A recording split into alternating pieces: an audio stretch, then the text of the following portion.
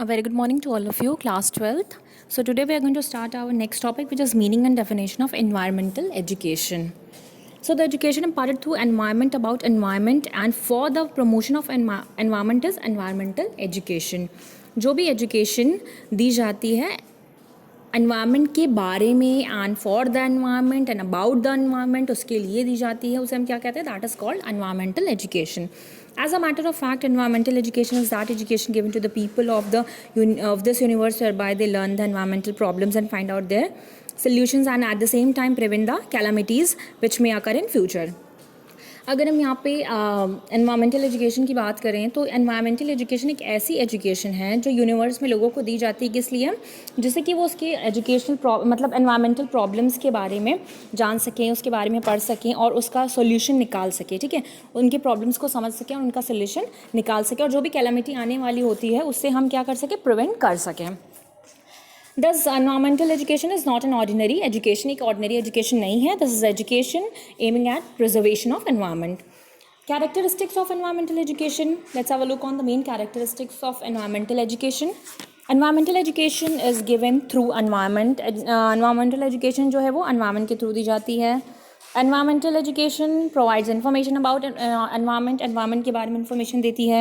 Environmental education helps in maintaining environmental balance. He help करता है environmental balance को maintain करने में. Environmental education makes mankind aware of preserving its natural resources.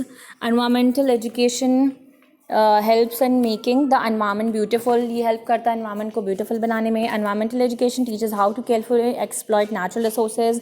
Environmental education teachers about losses of industry, cutting of forest. Environmental education is a teaching about human welfare. क्या है ये? Human welfare के बारे में बताता है. जो भी हमको फॉरेस्ट वगैरह है, जंगल है, पेड़ वगैरह काटने से नुकसान होते हैं उनके बारे में बताता है और कैसे ये नेचुरल रिसोर्सेज या जो भी चीज़ों को डिस्ट्रॉय करता है. All and all environmental education वो होता है जो हार्म और लॉस को भी बताता है और आपको अवेयर करता है अबाउट आपके एनवायरनमेंट के बारे में. ठीक है. एम्स ऑफ एनवायरमेंटल एजुकेशन, क्या एम्स हैं? The main aim of environmental education is preparation of such citizens who are bearing responsibility towards environment. ऐसे एनवायरमेंटल एजुकेशन का एम होता है ऐसे सिटीजन्स को प्रिपेयर करना जो क्या कर सके, जो आपके एनवायरनमेंट की रिस्पॉन्सिबिलिटी उठा सकें. हुआ बियरिंग रिस्पॉन्सिबिलिटी एक्चुअली. ओके, मतलब उसके बारे में समझ सकें, उसके प्रॉब्लम्स को समझ सकें और उसके सोल्यूशन को प्रिपेयर कर सकें.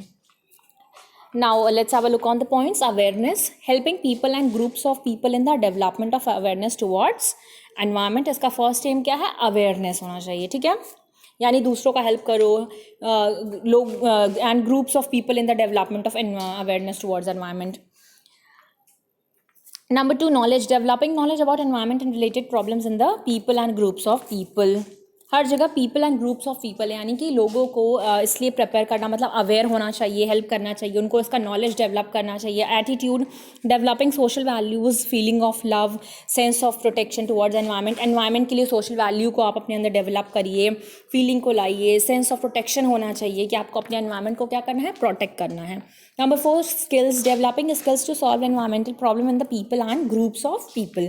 And number 5 is participation. Developing sense of responsibility and preparing for taking proper steps for finding solution for environmental problem. यानी कि आपके अंदर पार्टिसिपेशन होना चाहिए, आपको सेंस ऑफ रिस्पॉन्सिबिलिटी डेवलप करना चाहिए कि आपको ये जिम्मेदारी समझनी चाहिए आपके एनवायरनमेंट के लिए आपकी क्या रिस्पॉन्सिबिलिटी है. खुद को प्रिपेयर करना चाहिए कि आप एनवायरमेंटल प्रॉब्लम्स के सॉल्यूशन को ढूंढ पाएँ, उसका सॉल्यूशन निकालें, उसके लिए प्रॉपर स्टेप्स लें. इसकी नेसेसिटी क्या है, क्या ज़रूरतें हैं एनवायरमेंटल एजुकेशन के? In modern days more particularly in western nations cultural development is taken as synonymous with the materialistic development. They are persistently indulge in more and more urbanization, industrialization, production, use of new technology and uncontrolled use of means of transport. There is no control on the use of natural resources for the sake of arranging materialistic comforts. यानी कि materialistic comforts all in all ये कहना चाहते हैं कि हर जगह पे अब क्या इंडस्ट्रियलाइजेशन हो रहा है, अर्बनाइजेशन है, बहुत ज़्यादा प्रोडक्शन हो रहा है, नई नई टेक्नोलॉजी का यूज़ हो रहा है, तो कहीं ना कहीं वो हार्मफुल है. ठीक है, ये चीज़ें डिस्ट्रॉय करें, सब कुछ इतना मटेरियलिस्टिक होता जा रहा है As a consequence, the forests are cut down in blind manner. The earth is dug for extracting minerals. The means of transport are polluting air through emission of smoke, and the rivers are being polluted. यानी कि सब कुछ pollute हो रहा है, forest cut रहे हैं, उससे भी हमें loss हो रहा है, earth में भी minerals हो जा रहे हैं, आ जा रहे हैं, और ट्रांसपोर्ट इतना ज़्यादा हो रहा है, उसकी वजह से पोल्यूशन हो रहा है, स्मोकिंग, रिवर्स जो है वो भी गंदे हो रहे हैं, उसमें भी केमिकल आ रहे हैं. Human existence itself is in danger. Human existence भी क्या है, डेंजर में है due to loss of ozone layer नहीं हो रहा उसमें हमारा. Protecting human race and balancing environment have raise the need of imparting environmental education. Protecting human race and balancing environment have raised the need of imparting environmental education.